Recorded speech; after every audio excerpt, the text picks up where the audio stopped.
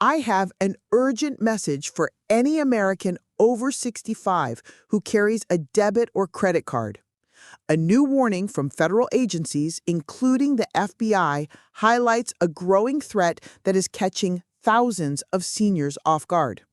It's called contactless theft, or the ghost tap, and it allows criminals to steal money directly from your account without ever touching you or your card. This scam is spreading rapidly because it exploits the very tap-to-pay technology we've all been encouraged to use. Criminals are specifically targeting older Americans, and in the next few minutes, I'll explain exactly how they do it, why your bank might initially refuse to cover the loss, and the concrete steps you can take to make yourself virtually immune. Stay with me because I'll also reveal the one simple item costing less than a cup of coffee that can completely block this scam. If you find this information valuable, please share this with friends and family. It could save them from a major headache and financial loss. In the past, card theft was obvious. Someone had to physically steal your wallet, use a skimming device on an ATM, or trick you with a phishing email. The ghost tap is dangerously different because it's silent, invisible, and happens in seconds. The technology behind it is near-field communication, or NFC, the chip in your card that allows for tap-to-pay. It's designed for convenience, letting you complete a purchase by simply holding your card near a reader. But criminals have turned this convenience into a weapon. They can easily buy portable, high-powered payment terminals online, the same kind used in restaurants and stores. Here's a scenario we're seeing reported more and more. You're in a crowded grocery store aisle or waiting in line at the post office. A person behind you gets a little too close, perhaps pretending to reach for an item. Hidden in their bag or a newspaper is one of these payment readers. They discreetly hold it near your purse or back pocket where your wallet is. In less than 3 seconds, the reader wirelessly activates your card's NFC chip and processes a small transaction, typically between $40 and $90. You won't feel a thing or hear a beep.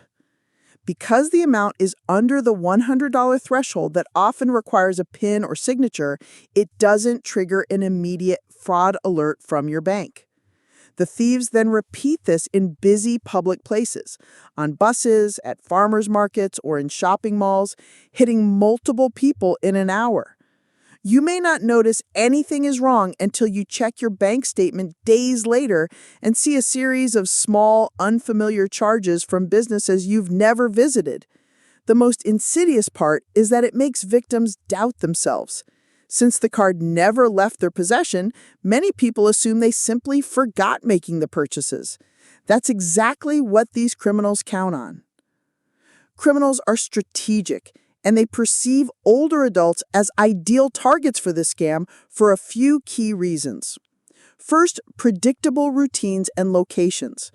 Scammers know they can find a high concentration of seniors at specific places and times.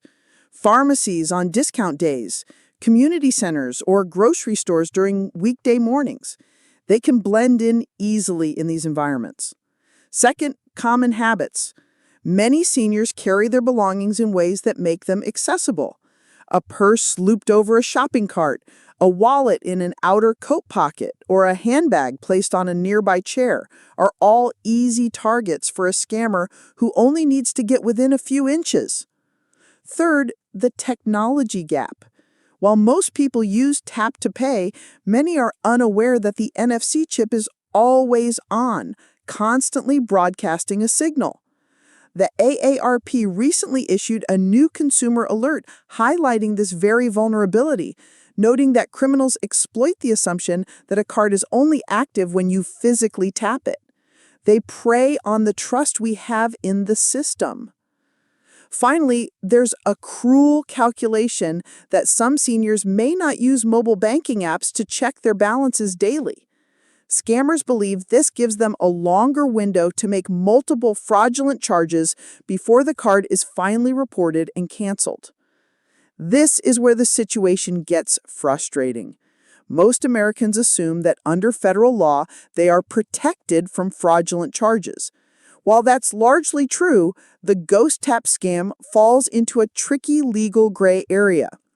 In the United States, the Electronic Fund Transfer Act, Regulation E, protects consumers from unauthorized transactions. However, with a ghost tap scam, the bank's system sees a legitimate transaction.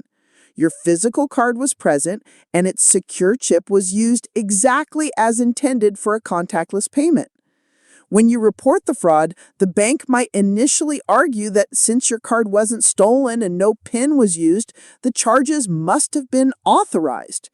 They may even suggest you lost track of your spending. The burden of proof then shifts to you to prove you didn't make the purchase, which is incredibly difficult without video evidence. Timing is also critical. Under Regulation E, you have 60 days to report fraud from the day your statement is sent. But for the strongest protection and a swift refund, you should report it immediately. The longer you wait, the weaker your claim becomes. This process can be draining, and scammers know that many people will give up if the fight becomes too difficult, especially for smaller amounts. The good news is that defeating the ghost tap scam is simple, cheap, and highly effective. Get a digital shield for your wallet. This is the easiest and most important step. Purchase RFID blocking card sleeves or a wallet. These are lined with a special material that creates a protective shield, stopping the NFC chip from communicating with outside readers. A scammer could press their device right against your wallet and nothing would happen. You can find packs of them on Amazon or in stores like Staples for just a few dollars. This is the less than a cup of coffee item that provides total peace of mind. Turn off tap to pay. If you rarely use the feature, consider disabling it. Most major U.S. banks, including Chase, Bank of America, and Wells Fargo, allow you to turn off contactless payments in your mobile banking app settings. Alternatively, you can call the customer service number on the back of your card and ask them to disable it for you. Your card will still work perfectly when you insert the chip and use your PIN. Change how you carry your card. Be mindful in public. Keep your wallet in a front pocket instead of a back pocket. If you use a purse, place your wallet in a zippered interior compartment, not an easily accessible outer pocket. The harder it is for a criminal to get their device close, the less likely you are to be a target. Establish a daily check-in habit. Make it part of your morning routine to open your banking app and quickly scan recent transactions. It takes less than 60 seconds. The moment you see a charge you don't recognize, no matter how small, report it. Early detection is your best weapon. If you discover suspicious charges, act immediately. Time is of the essence. Call your bank's fraud department. Use the number on the back of your card. State clearly, "I am reporting unauthorized contactless transactions." They will immediately freeze your card to prevent further theft and begin a dispute process. Get a case or reference number for your records. File an official report. Contact your local police department to file a report. Even if they can't investigate a small theft, the official report is crucial evidence for your bank dispute. Additionally, file a complaint with the FBI Internet Crime Complaint Center at ic3.gov. This helps federal authorities track these scams and identify larger criminal rings. Document everything.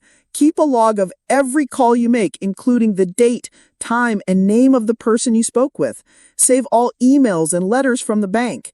This paper trail is invaluable if your claim is denied.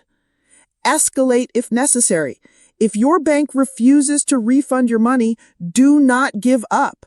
File a formal complaint against the bank with the Consumer Protection Financial Bureau, CFPB.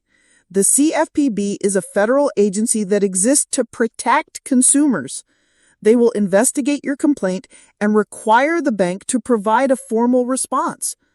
Often the involvement of the CFPB is enough to get the bank to resolve the issue in your favor. By taking these preventative steps and knowing how to respond, you can confidently carry your card and protect your hard-earned money from this modern form of theft.